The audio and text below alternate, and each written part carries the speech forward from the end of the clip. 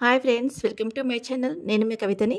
సంక్రాంతి పండగ సందర్భంగా అన్ని కూరగాయలను కలిపి కర్రీ చేశాను. రుచి చాలా బాగుంది. మీకు షేర్ చేస్తున్నాను, తప్పక ట్రై చేయండి. ముందుగా స్టవ్ ఆన్ చేసి ప్యాన్ పెట్టుకొని సరిపడా నూనె వేసి వేడి చేయాలి. నూనె వేడయ్యాక 1 టేబుల్ స్పూన్ జీలకర్ర ఆవాలు, 3-4 ఎండుమిర్చి, అరకప్పు సన్నగా తరిగిన ఉల్లిపాయ ముక్కలు, 2-3 సన్నగా కట్ చేసిన పచ్చిమిర్చి వేసి 2 నిమిషాలు ఫ్రై చేయాలి. ఉల్లిపాయ ముక్కలు కాస్త మెత్తపడిన తర్వాత 1 టేబుల్ స్పూన్ అల్లం వెల్లుల్లి పేస్ట్ వేసి 1 నిమిషం పాటు పచ్చివాసన పోయే వరకు ఫ్రై చేయాలి. తర్వాత అన్ని కూరగాయ ముక్కలు కట్ చేసి పెట్టుకున్నాను. నేను తీసుకున్న కూరగాయ ముక్కలు టమాటా, దోసకాయ, బెండకాయ, బీరకాయ, చిక్కుడు గింజలు, కాలీఫ్లవర్, ములక్కాయ, దోసకాయ, బీన్స్, క్యాబేజీ, క్యారెట్ ముక్కలు, ఆలుగడ్డ, వంకాయ ముక్కలు.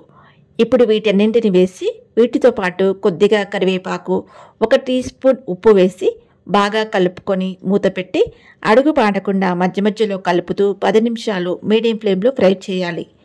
మీకు ఇన్ని కూరగాయ ముక్కలు అందుబాటులో లేకపోతే మీకు అందుబాటులో ఉన్నంత వరకు తీసుకోండి.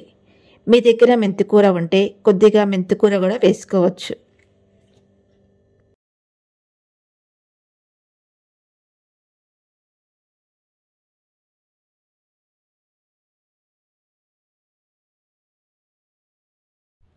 కూరగాయ ముక్కలు బాగా మగ్గిన తర్వాత మూత తీసి ఇప్పుడు ఇందులో టమాటా ముక్కలు, నానబెట్టుకున్న పెసర, శనగపప్పు వేసి కలుపుకోవాలి. తర్వాత 1/2 టేబుల్ స్పూన్ పసుపు, మీ రుచికి తగ్గట్టుగా కారం, నేను ఇక్కడ 1½ టేబుల్ స్పూన్ కారం వేసుకుంటున్నాను. అలాగే 1/2 టేబుల్ స్పూన్ ధనియాల పొడి, రుచికి సరిపడా ఉప్పు వేసి కలుపుకొని మూత పెట్టి అడుగు మాడకుండా మధ్య మధ్యలో కలుపుతూ మొదట 3 నిమిషాలు మీడియం ఫ్లేమ్లో, తర్వాత 3 నిమిషాలు లో ఫ్లేమ్లో పెట్టి ఫ్రై చేసుకోవాలి. 6 నిమిషాల తర్వాత మూత తీసి ఒకసారి కలుపుకొని చివరిగా కొత్తిమీర చల్లి 1 నిమిషం పాటు అలాగే ఉంచి స్టవ్ ఆఫ్ చేసామంటే మిక్స్డ్ వెజిటేబుల్ కర్రీ రెడీ అయిపోయినట్టే. మరి ఇంకెందుకు ఆలస్యం, వేడి వేడి అన్నంలో వేసుకొని తిన్నామంటే ఆ రుచే వేరు. మరి మీరు ట్రై చేస్తారు కదా. వీడియో నచ్చితే తప్పకుండా లైక్ చేయండి. మరి మన ఛానల్ని ఫస్ట్ టైం చూస్తున్నట్టయితే సబ్స్క్రైబ్ చేసుకోవడం మర్చిపోవద్దు.